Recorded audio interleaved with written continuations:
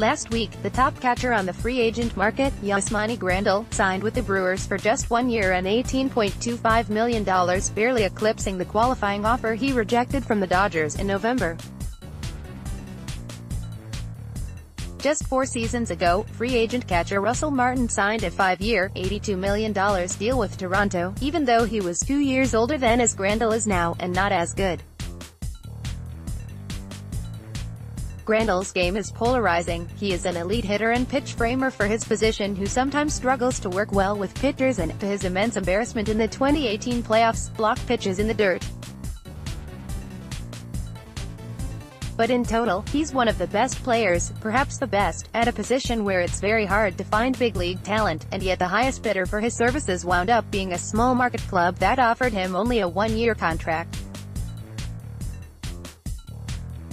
After a glacially slow free agent season in the winter of 2017-18, a troubling number of clubs have decided to place economic considerations ahead of fielding a competitive team.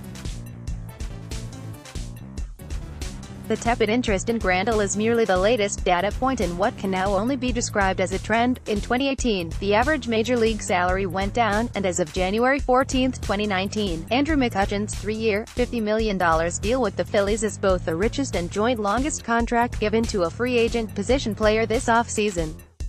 The doldrums of last offseason, it turns out, weren't an aberration. Free agents are signing later, and for less. This trend ought to trouble both players, whose salaries are declining, and fans, who are increasingly reluctant to come out to the ballpark, either because tickets are too expensive or the local ball club isn't competitive, or both. But with league revenues at a record high, neither owners nor the league office that serves their interests have any incentive to change course. The players are the only stakeholder capable of challenging ownership's single-minded pursuit of profit, and reversing the damage that pursuit has done. But to do so, they'll have to risk baseball's first work stoppage in a generation when the CBA runs out in 2021, forcing a confrontation the Major League Baseball Players Association currently lacks the power, leverage, and resolve to win decisively.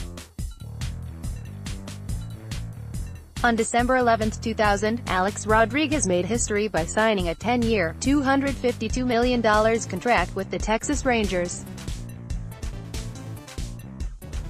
Rodriguez was a uniquely valuable free agent, just 25 years old and coming off a 10-win season at an up-the-middle position. Rodriguez looked like he could become one of the best players of his generation, and that's exactly what happened.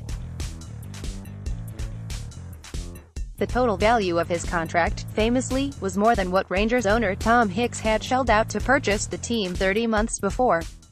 18 years and 1 month later, Rodriguez's contract remains the third richest in baseball history, behind Giancarlo Stanton's 13-year, $325 million mega extension before the 2015 season, and Rodriguez's own 10-year, $275 million renegotiated extension before the 2008 season. This reluctance to spend top dollar on top talent comes despite exploding revenues. League-wide attendance was at a 15-year low in 2018, but even so, more than 69 million fans came through the turnstiles. Add-in fees from TV and streaming rights, proceeds from the sale of BAMTech, and other corporate partnerships, and the money adds up quickly. As a conglomerate, MLB took in $10.3 billion last year, more than 4 times what the league made 20 years ago. This offseason, Bryce Harper and Manny Machado, 2 MVP-caliber 26-year-olds, hit the market with 10 All-Star appearances and 61 career BWAR between them. Through mid-January, neither has signed, and reports indicate that only a handful of teams are interested in them, even though there isn't a team in baseball that wouldn't get better by signing at least one of the pair. And it's not just at the top that player salaries are being rolled back and free agents are being disregarded. MLB has set new highs for league revenue in each of the past 16 seasons, but despite that, MLB clubs spent less on payroll in 2018 than they did in 2017, not just as a proportion of total income, but in absolute terms. For years, it was generally accepted that it was undesirable for a team to let arbitration-eligible players actually go to a hearing over salary, since a hearing would force the team to badmouth the player. The morale costs outweighed the potential financial gain from holding a hard line.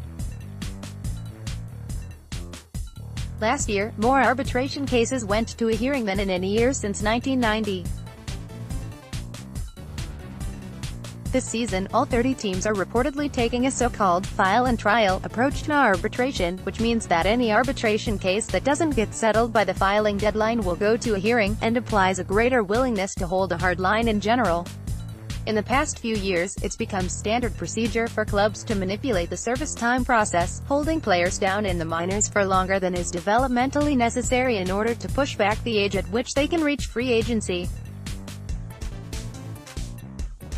Even amateur players are feeling the squeeze.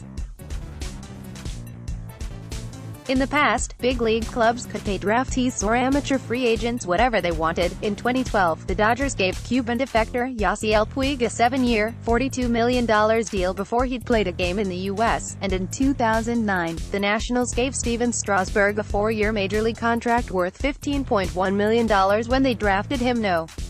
1 overall. That's changed. In the last CBA, negotiated in 2016, the league instituted a hard cap on spending on amateur free agents. Next year, the teams with the largest bonus pools will have a hair over $6 million to spend on all their international free agents under age 25 combined. In the CBA before that, they negotiated a de facto hard cap on bonuses given through the draft. In 2009, the Nationals gave Strasburg about $4 million more in guaranteed money than they gave their past two draft classes put together. These restrictions on amateur spending are in the news right now as the Oakland Athletics are trying to persuade their first-round draft pick from last year, Oklahoma quarterback, outfielder Kyler Murray, to stick with baseball instead of fleeing for the NFL. The league has already granted Oakland clearance to extend Murray a major league contract and put him on the 40-man roster, an opportunity that, by league rule, can't be extended to prospects straight out of the draft. But the A's might end up losing the Heisman Trophy winner to football because the league won't let them outbid the NFL, and look foolish and thirsty in the process. Since the dissolution of the reserve clause in 1975 and the concurrent birth of free agency, the economic structure of baseball has rested on a set of norms. Players would have little autonomy and be paid relatively little at the start of their careers, but more talented and experienced players would be rewarded for their performance later on. Even as the rights of minor leaguers and amateurs were eroded, veterans cashed in. Jason Worth signed a $126 million contract after the 2010 season, and a year later Albert Pujols cashed in for $240 million. As recently as 2015, Zach Greinke signed a 6-year, $206.5 million contract. Young players weren't denied access to wealth, such access was merely deferred. For about 40 years, the system suited the players just fine. The MLBPA, being a labor union, valued the concerns of veterans over young players while negotiating the CBA. At some point in the past decade, though, management stopped holding up its end of the bargain. Norms against service time manipulation turned out to be unenforceable. And in the past couple seasons, as analytics showed that players tend to decline as they hit free agency, teams have simply stopped paying older players too. Meanwhile, they used the fact that young players are underpaid at the start of their careers as leverage to encourage players to sign below-market contracts through arbitration and into what would have been their first few years of free agency, pushing back the age at which stars like Mike Trout, Clayton Kershaw, Christian Yelich, and Jose Altuve hit the market, reducing their free agent value even further. MLB Commissioner Rob Manfred has been involved in the past 4 CBA negotiations in some capacity, and in each case has used the divisions within the player ranks, over age, service time, and status, to roll back salaries across the map. The MLBPA signed off on those caps on amateur spending without putting up much of a fight, and declined to take a hard-line stance on service time manipulation in order to preserve an economic order where older players get paid the most. No single action by team or league management brought the system to the brink of collapse. Service time manipulation isn't legal, exactly, but there's no way to force a team to promote a particular prospect at a particular time. So far the MLBPA hasn't been able to successfully win a grievance. capping bonuses for amateur players and lobbying to rewrite minimum wage laws for minor leaguers. In other words, nickel and diming the poorest, most vulnerable players in the sport is immoral, but not against the rules of the sport or the laws of the nation. The growth of quantitative analysis in baseball in the 21st century has shown that older free agents are a bad investment, at least on the aggregate. Giving out contracts like the ones Pujols, Greinke, and others received just a few years ago is now simply seen as bad business, an inefficient allocation of resources. Rebuilding teams, even big-market teams like the Astros and Phillies, have run rock-bottom payrolls during rebuilds at some point or another in the past decade, while economic powerhouses like the Dodgers and Yankees have cut payroll to get under the competitive balance tax in the past year. Teams sell fans on tanking and resetting the luxury tax with the promise that money saved in the short term will be reinvested in the long term. Or the slow off-season last year gets explained away as teams saving up for a stronger free agent market this year, when clubs would trip over themselves to throw money at Harper and Machado. And yet they remain unsigned a month from spring training, as do superstar closer Craig Kimbrell, 2015 AL Cy Young winner Dallas Keuchel, and former Diamondbacks outfielder A.J. Pollock. Grandal and 2015 AL MVP Josh Donaldson settled for one-year deals, and only two free agents who have signed so far, Donaldson and Nationals left-hander Patrick Corbin, signed for more than $20 million a year. In the 2015-16 offseason, 8 free agents signed contracts worth at least $20 million a year, with two, Greinke and David Price, coming in at more than $30 million a year. In the past 3 off-seasons put together, 8 free agents have signed for $20 million a year or more, and none for more than $27.5 million. Every step that has led to the average MLB salary going down has been sanctioned, either tacitly or explicitly, through the CBA, by the MLBPA. Manfred and the owners have either outflanked or outsmarted the union at every turn, and these dozens of small victories and exploitable loopholes have finally added up to a breaking point. The effects have been so drastic that it almost looks like a repeat of the collusion scandal, when MLB teams collectively decided not to sign free agents from 1985 to 1987, a choice that cost them $280 million in a settlement with the players in November 1990.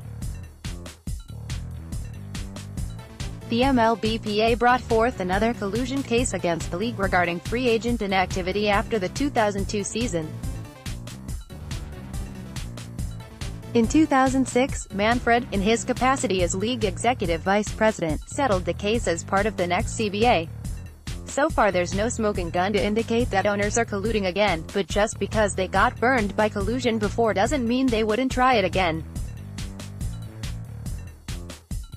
Alternatively, and perhaps most frighteningly, it's possible that there has been no collusion, but that the standard labor strategies of the 2010s are just as deleterious to workers as the intentional malfeasance of the 1980s.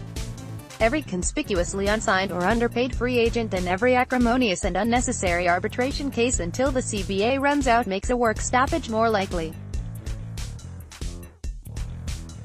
The idea of a strike is gaining traction among the players. A year ago, MLBPA Executive Director Tony Clark called the free agent slowdown and growing number of uncompetitive teams a fundamental breach of the trust between a team and its fans and threatens the very integrity of our game, while Dodgers closer Kenley Jansen came out and proposed in so many words that the players might have to go on to strike. In order to come away from a work stoppage with a win, the MLBPA needs to play its cards perfectly, and start building the groundwork now. In any confrontation between labor and management, labor starts at an inherent disadvantage.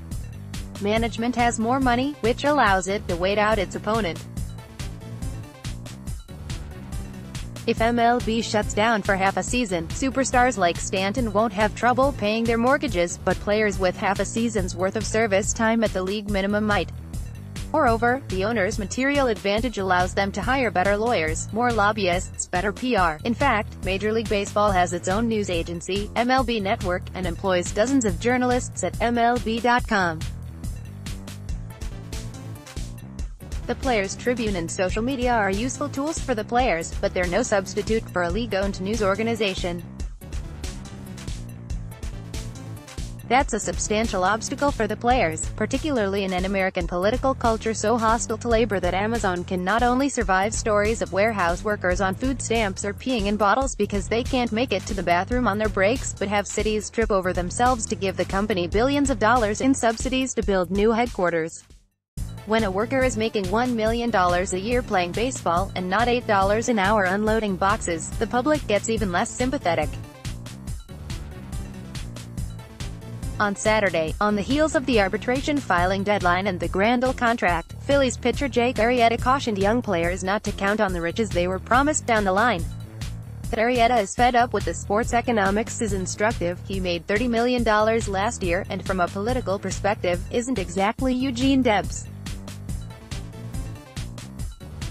If you want to know how sympathetic the average baseball fan is to the players' plight, go check the responses to Arrieta's tweet. You'll find the odd fan frustrated that their team isn't spending in free agency, but most of what people wrote back to Arrieta was some variation on, "You get paid millions to play a kid's game." It might not be possible to sway every fan, or even a majority of fans. But to have a chance, for the next 3 years, players, agents, and union leadership need to build the case that players and fans are in this together. Fans are fiercely loyal to their local team, and ownership exploits that loyalty for profit. The players and their representatives have to expose that artifice. The past 2 off-seasons offer an opportunity to make that case clear. The Dodgers cut $68.1 million in payroll from 2017 to 2018 in order to get under the luxury tax, with the stated intention of spending again once the repeater penalty reset. Well, the penalty has reset, and not only have they not signed Harper, or Keuchel, or Kimbrel, they've sent Puig, a fan favorite, to Cincinnati in a salary dump.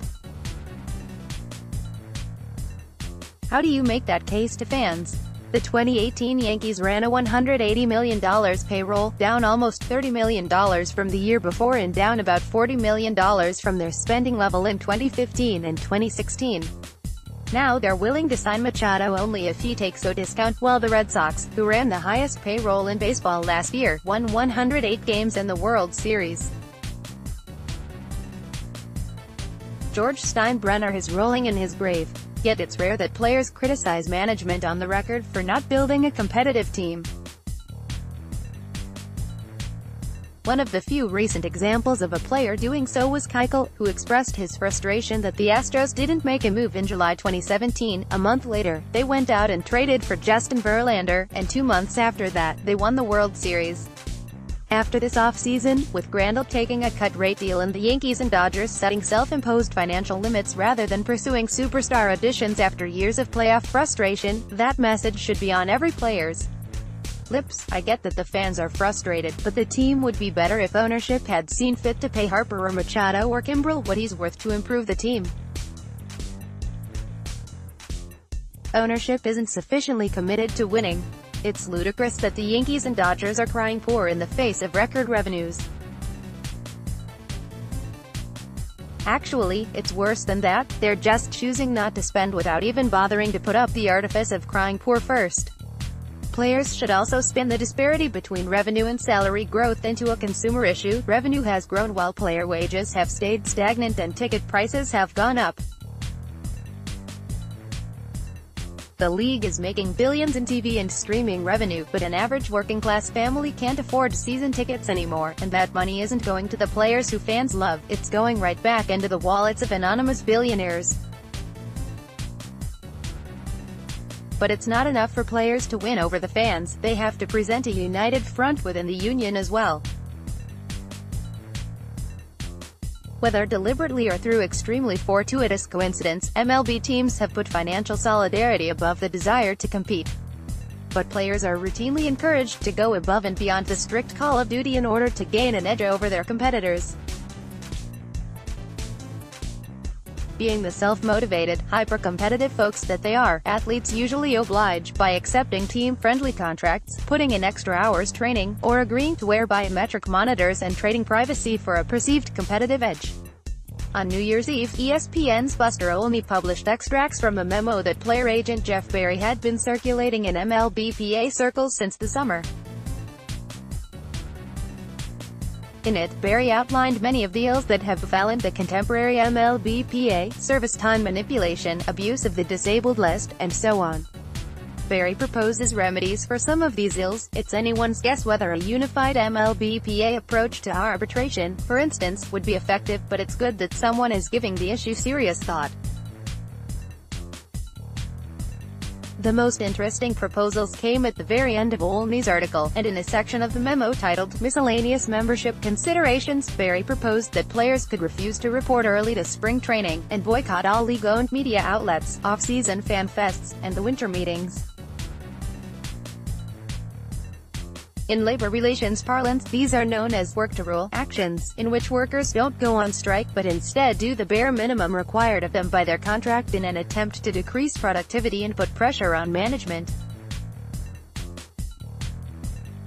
And in this case, a work-to-rule effort would be appropriate, given that the league precipitated this situation by doing the bare minimum required under the CBA. Here Murray might offer further inspiration.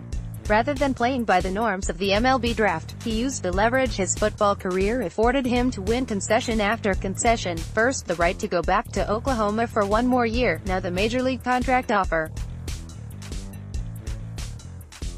All because he had the wherewithal to ask, and the leverage to make it dangerous for MLB to say no. But to pull off a work-to-rule protests, much less a strike, the union would need solidarity within its membership. Not only because a unified labor force is the only entity that can extract concessions from ownership, but because any kind of boycott of the league's training and PR machine would require the players to set up their own system to replace it, and building that infrastructure would require time and money. After all, it's hard to win over the fans by skipping FanFest. The players would need to come up with an equivalent event of their own. The MLBPA has 3 years to prepare for a confrontation in which they not only aim to stop the league's string of victories in CBA negotiations, but to roll back some of the previous losses. That's a tall order for a sports union. The NHLPA, for instance, has been locked out 4 times in the past 27 years and made substantial concessions each time. And the NHLPA's current executive director, Donald Fair, was the last MLBPA boss to stand up effectively to ownership.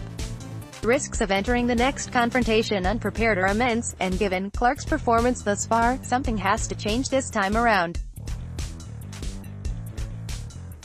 But maybe this off-season will be a tipping point, when enough players get fed up with ownership twisting the system that they decide to do something about it, and enough fans tire of watching ambitionless 78-win profit geysers that it sways public opinion.